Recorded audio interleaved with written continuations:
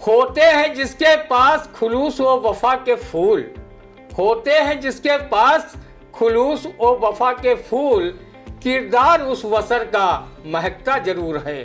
कांटा गुलाब का हो या हो बबूल का, चुभता जब कभी तो खलता जरूर है।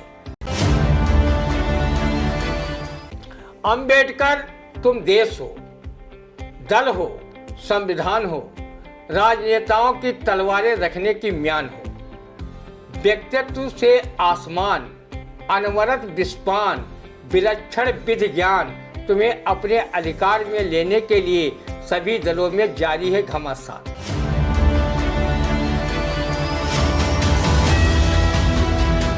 नमस्कार, स्वागत है आप सभी का आई इंडिया के खास कार्यक्रम रंदा में। खबरों पर रंदा चलाने के लिए आई इंडिया के स्टूडियो में मौजूद हैं वरिष्ठ पत्रकार, कवि एवं रंगकर्मी ज्ञान प्रकाश सिंह प्रतीक जी। तो प्रतीक जी, आपका बहुत बहुत स्वागत है आई इंडिया के स्टूडियो में। आज की पहली खबर की शुरुआत करेंगे जहां मर्यादा तार तार, संसद परिसर में धक्का मुक्की, भाजपा के 2 सांसद जख्मी, राहुल पर हमला करने व धमकाने का केस दर्ज, सांसद प्रताप सारंगी व मुकेश राजपूत आरएमएल के आईसीयू में भर्ती। राहुल बोले, मैंने किसी को धक्का नहीं दिया। खड़गे का आरोप, भाजपा सांसदों ने मुझे धक्का दिया। इस धक्का मुक्की पर क्या कहेंगे रंदा, सुनते हैं। लोग कहते हैं कि जिस देश का गृह मंत्री कड़ी पार रहा हो, अनेक सांसद आपराधिक प्रवृत्ति के जीतकर संसद पहुंचे हों, उस संसद की मर्यादा तार तार नहीं होगी तो क्या यूनिवर्सिटी नैतिकता से परिपूर्ण होगी।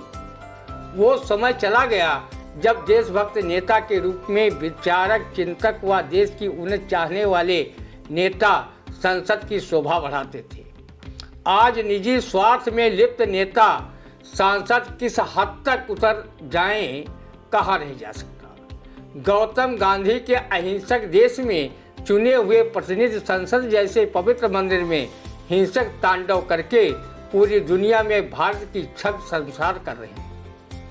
जनता भी हतप्रभ है कि जिनको हमने देश का कानून बनाने एवं जन कल्याण की योजनाएं बनाने के लिए संसद भेजा है, उन लोगों ने संसद को युद्ध का मैदान और सब्जी मंडी बनाकर रख दिया है। ये कोई जनहित के मुद्दों पर बात ही नहीं करते। न कोई महंगाई पर बहस हो रही है, न बेरोजगारी पर और न ही स्वास्थ्य शिक्षा पर। बहस तो इतिहास के गड़े मुद्दों पर हो रही है। देश के प्रथम प्रधानमंत्री पंडित जवाहरलाल नेहरू और संविधान निर्माता डॉक्टर भीमराव अंबेडकर पर अनगढ़ टिप्पणी की जा रही है, जो काफी निंदनीय है। इन महापुरुषों के समान इस समय संसद में कोई भी पक्ष विपक्ष का नेता नहीं है। इन पर अनर्गल टिप्पणी करके ये नेता सांसद स्वयं अपना कद भारतीय जनमानस के आगे छोटा कर रहे हैं। आज उखाड़वाद और पछाड़वाद की राजनीति हावी है। इससे जनता का भला होने वाला नहीं है। संसद में हुई धक्का मुक्की में कथित रूप से भाजपा के सांसद प्रताप सारंगी व मुकेश राजपूत न सिर्फ घायल हुए बल्कि उन्हें राम मनोहर लोहिया अस्पताल में अपना इलाज कराना पड़ रहा है। आरोप नेता प्रतिपक्ष राहुल गांधी पर न सिर्फ लग रहे हैं बल्कि उनके विरुद्ध रिपोर्ट भी दर्ज करा दी गई है। करे चाहे जो कोई, लेकिन टारगेट तो सत्ता पक्ष की नज़रों में राहुल गांधी ही रहते हैं। उधर कांग्रेस आरोप लगा रही है कि भाजपा सांसदों ने कांग्रेस नेता मल्लिकार्जुन खड़गे को गिराने में भूमिका निभाई, उन्हें चोट भी लगी। सच क्या है, ये तो संसद में लगाए गए सीसीटीवी कैमरे के फुटेज से ही सही और गलत को देखा व समझा जा सकता है। वैसे दोनों पक्ष मारे और चिल्लाए, यही का बाल दबाका जाए कि कहावत को सिद्ध करने में लगे हैं। संसद में जो कुछ भी हुआ, रंदा उससे अपना इत्तेफाक नहीं रखता। वो भारतीय नागरिक होने के नाते इतना कह सकता है कि गांधी गौतम अंबेडकर के देश में चाहे संसद हो चाहे और कोई स्थान, हिंसा का स्थान नहीं होना चाहिए। अगर विधायिका वाली संस्थाओं को हिंसक प्रवृत्ति में झोंक दिया जाएगा तो इस देश का मालिक भगवान के अलावा कोई नहीं होगा जो इसकी मर्यादा को बचा सके। कई राजनीतिक पंडितों का मानना है कि अडानी पर बहस न हो, इसलिए इसे मोड़ देने के लिए गृह मंत्री अमित शाह ने बाबा साहेब भीमराव अंबेडकर पर विवादित बयान दिया है। जब इस बयान पर विपक्ष ने उनका इस्तीफा मांगा तो दूसरे दिन ये हिंसात्मक रुख अख्तियार करने वाला कथित रूप से नाटक रचा गया ताकि जनता का ध्यान उधर से हटकर इधर हो जाए। संसद में अब बहस सिर्फ तहस नहस के लिए ही हो रही है। अगर ऐसा न होता तो कभी अविनाश मिश्र को ये काव्य पंक्तियां न लिखनी पड़ती। संसद में कभी बहस के से रास्ते तय होते थे। संसद में कभी बहस से रास्ते तय होते थे। अब हर बहस में तहस नहस है, रास्ता बंद है, शालीनता प्रतिबंधित है, गाली गलौज स्वच्छंद है। बाबा साहब की आलोचना व उन्हें कमतर आंकने वाले लोगों की रंदा घोर निंदा करता है। बाबा साहब अपने जमाने के दुनिया के छठे विद्वानों में से एक थे। उन्होंने संविधान देकर देश के लोकतंत्र को मजबूत बनाने का काम किया। जो गृह मंत्री इंटरमीडिएट व कक्षा 12 पास होने में अंतर न जानता हो, वो बाबा साहब जैसे महान व्यक्तित्व व कृतित्व वाले संविधान निर्माता को कैसे समझ पाएगा। रंदा बाबा साहब के सम्मान में अविनाश मिश्र द्वारा रचित ये कविता साभार सुना रहा है। अंबेडकर तुम देश हो, दल हो, संविधान हो, राजनेताओं की तलवारें रखने की म्यान हो। व्यक्तित्व से आसमान, अनवरत विस्पान, विलक्षण विधि ज्ञान तुम्हें अपने अधिकार में लेने के लिए सभी दलों में जारी है घमासान। कुर्सियाए हुए नेताओं के लिए आपका मूल्य सूचकांक चढ़ गया है और गांधी का धड़ाम से गिरा है। आपको प्रणाम है, प्रत्येक के हाथ में आपका चश्मा है, संविधान है, सिरा है। रंदा अच्छे और बुरे किरदार वाले सांसद नेताओं को महफूज रहमानी की ये शेर समर्पित करता है। होते हैं जिसके पास खुलूस व वफा के फूल, होते हैं जिसके पास खुलूस व वफा के फूल, किरदार उस वसर का महकता जरूर है। कांटा गुलाब का हो या हो बबूल का, चुभता जब कभी तो खलता जरूर है। कवि धूमिल की इन काव्य पंक्तियों का संसद जनहित में अब तक का जवाब नहीं दे पाई तो इससे ऐसे हिंसक प्रवृत्ति के तमाम सांसदों के रहते जन कल्याण की क्या उम्मीद रंदा करे। एक रोटी बेलता है, दूसरा रोटी बनाता है, ये तीसरा कौन है जो न रोटी बेलता है और न बनाता है, बस रोटी से खेलता है। ये तीसरा आदमी कौन है, बोलो देश की संसद क्यों मौन है। संसद में अब खुलकर झूठ बोला जाने लगा है। कभी अविनाश मिश्र को ये लिखना पड़ा, तुम हमसे झूठ बोलो, हम तुमसे झूठ बोले, तुम हमें महान कहो, हम तुम्हें महान कहें। इस प्रकार हम झूठ का इतिहास गढ़ें, झूठ में विश्वास करने वाले पढ़ें, धरती को छोड़ दे, आसमान चढ़े। बिल्कुल, तुम हमसे झूठ बोलो, हम तुमसे झूठ बोले, तुम हमें महान कहो, हम तुम्हें महान कहें। इस प्रकार हम झूठ का इतिहास गढ़े, जिसे झूठ में विश्वास करने वाले पढ़े, धरती को छोड़ दे, आसमान चढ़े, आसमान चढ़े। फिलहाल आपने देखा कि किस तरह से संसद में बवाल चल रहा है। फिलहाल रंदा कहता है कि ये जो पूरी समीकरण है कि आखिर संसद क्यों मौन है, किसके द्वारा ये किया जा रहा, क्यों आरोप लगाया जा रहा। जो संसद पवित्र मंदिर माना जाता है, वहां झूठ की क्या वजह है। झूठ ना बोले, देश को बचाए। अगली खबर, अब गुरु जी को भी कक्षा में छोड़नी पड़ेगी खैनी। नशा मुक्ति अभियान के तहत लखनऊ मंडल के कॉलेजों में होगी चेकिंग, यानी कि गुरु जी जो हैं अब खैनी पिटनी छोड़ दें, क्योंकि अब चेकिंग होगी। उस चेकिंग पर क्या क्या अगर अंदाज सुनते हैं। सिर्फ कक्षा में ही खैनी न छोड़ें, बल्कि गुर्जर हमेशा के लिए तंबाकू उत्पाद का सेवन बंद कर दें, तो नशा मुक्त का समर्थक रंदा का भी दिल मारे खुशी के गार्डन गार्डन हो जाए। तंबाकू को खाने से पहले रगड़ने वालों के लिए कहा जाने वाला ये स्लोगन भी प्रतिबंधित हो जाए, तो रंदा और खुशी का इजहार करेगा। 80 चुटकी 90 ताल, 80 चुटकी 90 ताल, रगड़ के खैनी मुंह में डाल, तब खैनी का देख कमाल। रंदा का बस चलता तो वो तंबाकू खाने पर सिर्फ निषेध की बात नहीं करता, बल्कि कैंसर जैसी जानलेवा बीमारी का कारक सिद्ध हो चुकी तंबाकू की खेती करने पर ही प्रतिबंध लगा देता, तब भले ही रंदा को तंबाकू सेवन करने वाले लोग इन काव्य पंक्तियों से लानत मनानत भेजते, रंदा विजयी मुस्कान के साथ इसे स्वीकार कर लेता। तंबाकू बिन कैसे कटी हो सारी रात, तंबाकू बिना कैसे कटी हो सारी रात। तंबाकू ऐसी चीज है जिसके लंबे लंबे पात, लाख टके का आदमी खड़ा पसारे हाथ, तंबाकू बिना कैसे कटी हो सारी रात। रंदा ने तंबाकू छोड़ने की अपील अपनी इस कुंडलिया से की है। तंबाकू ऐसी चीज है जिसके लंबे लंबे पात, लाख टके का आदमी खड़ा पसारे हाथ, खड़ा पसारे हाथ मांग तंबाकू खावे, थू थू कर दिन रात गंदा स्थान बनावे, दांत देख उपकाई आवे, जो तंबाकुआ ताकू और कैंसर कारक नशा है जिसे कहे आप तंबाकू। गुरुजी कक्षा में ही नहीं हमेशा के लिए खैनी छोड़ दें तो रंदा जैसे न जाने कितने शिष्य तंबाकू उत्पादों से अपने को तौबा कर ले। सरकार को चाहिए कि वो तंबाकू उत्पादों पर मिलने वाले टैक्स का मोह छोड़कर तंबाकू की खेती पर ही प्रतिबंध लगा देना चाहिए। तब ना इसे गुर्जन खाएंगे, न शिष्यजन और न आम जनता। तंबाकू उत्पादों पर लिखा होता है तंबाकू खाना, बीड़ी सिगरेट पीना स्वास्थ्य के लिए हानिकारक होता है, फिर भी लोग धड़ल्ले से उत्पादों का सेवन उसी तरह से करते हैं जैसे किसी दीवार पर लिखा होता है कि गधा पेशाब कर रहा है और लोग उसी जगह अपनी कार्रवाई प्रारंभ कर देते हैं और 2 मिनट के लिए गधा होने का सुख प्राप्त कर लेते हैं।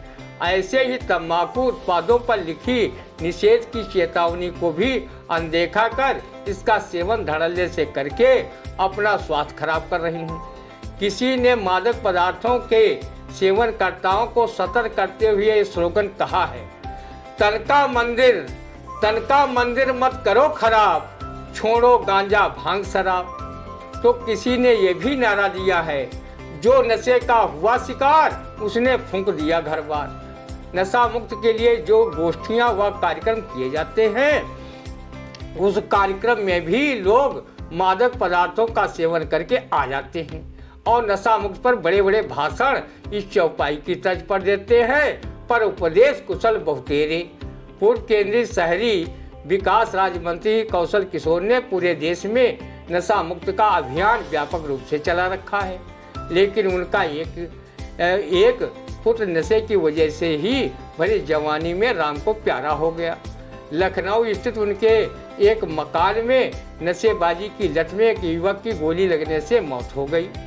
रंदा नशा मुक्त के लिए पूर्व मंत्री कौशल किशोर द्वारा चलाए जा रहे अभियान की सराहना करता है। ऐसे अभियान युवा पीढ़ी को नशे की लत से बचाने के लिए चलने ही चाहिए।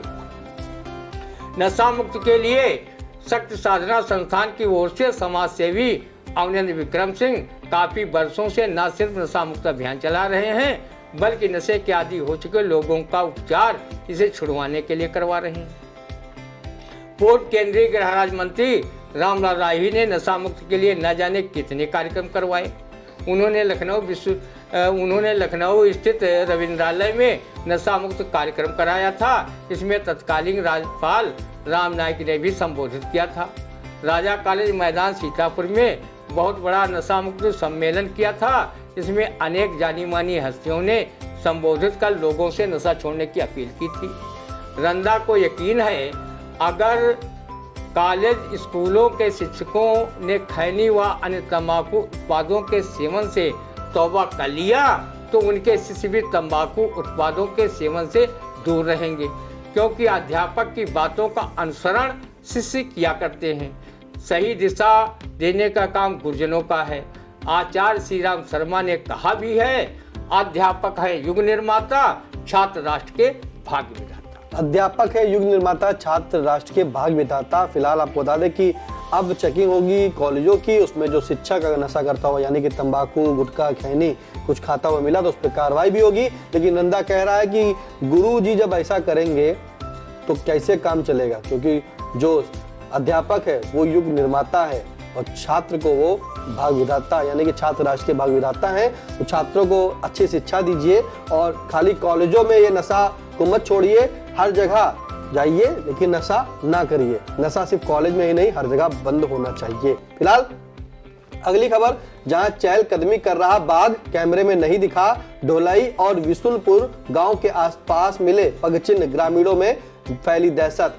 अब बाघ कैमरे में तो भाई कैद नहीं हुआ है लेकिन दहशत फैली है, इस पर क्या कहेगा, सुनते रंदा। जरा ठीक से पता करो कि कहीं बहोली क्षेत्र के ऊर्जावान विधायक शशांक त्रिवेदी ने उस बाघ को पीएम आवास योजना अंतर्गत आवास तो नहीं दिलवा दिया है, जो वहां रहकर मोहाली विधानसभा क्षेत्र के गांव में चहलकदमी करते हुए देखा जा रहा है। वन विभाग के अधिकारी कर्मचारी सिर्फ उनके पगचिन्ह देखकर अपनी कार्रवाई की खानापूर्ति करते हुए देखे जा रहे हैं। वो बाघ भी बड़ा तिलस्मी जादूगर है कि वो क्षेत्रीय ग्रामीणों को तो दिखाई देता है किंतु वन विभाग के अधिकारियों कर्मचारियों को दिखाई नहीं देता। लगता है कि बाघ किसी प्रसिद्ध जादूगर की तरह मेस्मरिज्म की कला जानता है। वो उस कला के बल पर जिससे अपने को दिखाना होता है दिखा देता है। वो वन विभाग को अपनी शकल ही नहीं दिखाना चाहता, केवल उन्हें देखने के लिए अपने पगचिन्ह छोड़ जाता है कि जब बाघ होने की चिल्लपों गांव वाले करें तो वन विभाग के अधिकारी जाकर उनके पगचिन्ह देखकर प्रणाम करके लौट आएं। यही बीते 2 साल से चल रहा है। हालत तो उन ग्रामीणों की पतली है जो बाघ के भय से अपने खेतों तक में नहीं जा रहे हैं। उनकी फसलें चौपट हो रही हैं, बच्चे स्कूल जाने से डर रहे हैं। क्षेत्र के ना जाने कितने मवेशी तथा कुत्तों को मारकर अपने पेट की भूख वो शांत कर चुका है। बाघ के चक्कर में कई गीदड़ अपनी जान गंवा चुके हैं।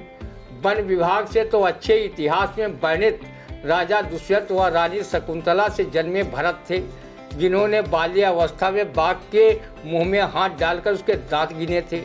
राजा जसवंत सिंह का 11 वर्ष का पुत्र राम सिंह बाघ से लड़ा था और उसने बाघ का जबड़ा फाड़ कर रख दिया था। ये उदाहरण रंदा ने बाघ पकड़ने वाली वन विभाग की टीम के हौसला अफजाई के लिए कहा है। वैसे बाघ हमारा राष्ट्रीय पशु है, उसे मारना या हानि पहुंचाना प्रतिबंधित ही नहीं बल्कि कानूनी अपराध भी है। लोग कहते हैं वन विभाग के लोग बाघ पकड़ने में कम तथा हरियाली को नुकसान पहुंचाने वाले परमिट ज़्यादा जारी करने पर ध्यान दे रहे हैं। एक कवि ने तो यहाँ तक टिप्पणी कर दी है, वन विभाग के अधिकारी महाराणा प्रताप के चरण चिन्हों पर जा रहे हैं। वो घास की रोटियां खाते थे, ये तो पूरा जंगल ही चबाए जा रहे हैं। रंदा बाघ की तरह दहाड़ने वाले सीएम योगी आदित्यनाथ से जनहित में मांग करता है कि वो मोहाली विधानसभा क्षेत्र में आतंक का पर्याय बने बाघ को पकड़वाने के लिए वन विभाग के अधिकारियों को सख्त दिशा निर्देश दें। शायद आपकी कृपा से ही बाघ के आतंक से लोगों को मुक्ति मिल सके। अभी तक ये बाघ मवेशियों को ही निशाना बना रहा है। कहीं ये खूंखार आदमखोर बन गया तो पूरे मोहाली क्षेत्र ही नहीं बल्कि आसपास के जनपदों में भी त्राहिमाम मच जाएगा। आपको बता दें कि मोहाली में 2 साल से बाघ जो है दहशत का पर्याय बना हुआ है और मोहाली विधानसभा क्षेत्र में बाघ ने कई जानवरों को, कई मवेशियों को अपना निवाला भी बनाया है। फिलहाल रंदा कह रहा है आखिरकार ऐसा क्या है कि वहां के ग्रामीणों को दिखता है बाघ लेकिन वन विभाग को सिर्फ पगचिन्ह मिलते हैं। क्या कहीं उसे कोई पीएम आवास तो नहीं दिला दिया गया फिलहाल, लेकिन जो है वन विभाग उस पर कार्रवाई करे क्योंकि वन विभाग 2 साल से काफी मशक्कत कर रहा है और सिर्फ उसे पगचिन्ह देखने को ही मिल रहे हैं। पिंजरा लगाने की बात भी करता है, पिंजरा लगाया भी जाता है, लेकिन जब आंदोलन होता है, जब ग्रामीण, अभी कुछ दिन पहले ग्रामीणों के साथ मनोज जी थे और वो अपने टोली के साथ पूरे गांव वालों के साथ लखनऊ योगी जी से मुलाकात करने के लिए जाते, तभी मोहाली तहसील के पास उन्हें रोक लिया जाता है और कहा जाता है कि आप लोग वापस चले जाइए, लखनऊ ना जाइए, हम बाघ पकड़ने की पूरी तरीके से कार्रवाई करेंगे। लेकिन मामला जिसका तस बना हुआ है, बाघ सिर्फ ग्रामीणों को दिख रहा है, उसके लिए कैमरे लगाए गए हैं लेकिन कैमरे में बाघ कैद नहीं हुआ है और जब वन विभाग की टीम आ जाती है तो उसके पगचिन्ह दिखते हैं। आखिरकार वो कैसे कैमरे हैं और कैसे पगचिन्ह। फिलहाल कैसा लगा आज का रंदा का कार्यक्रम कमेंट करके जरूर बताइएगा और कोई सुझाव हो तो भी कमेंट के माध्यम से बताएं। और हाँ, आपका पसंदीदा आई इंडिया, आपने इतना प्यार दिया कि अब 200 के यानी कि आई इंडिया के 200 के सब्सक्राइबर पूरे हो रहे हैं और इसी के चलते आई इंडिया परिवार आप सभी दर्शकों का बहुत बहुत धन्यवाद भी करता है। फिलहाल आई इंडिया को सब्सक्राइब करें और हर खबरों से रहे अपडेट। फिर मिलते हैं आपसे अगले रंदा के कार्यक्रम में। नमस्कार।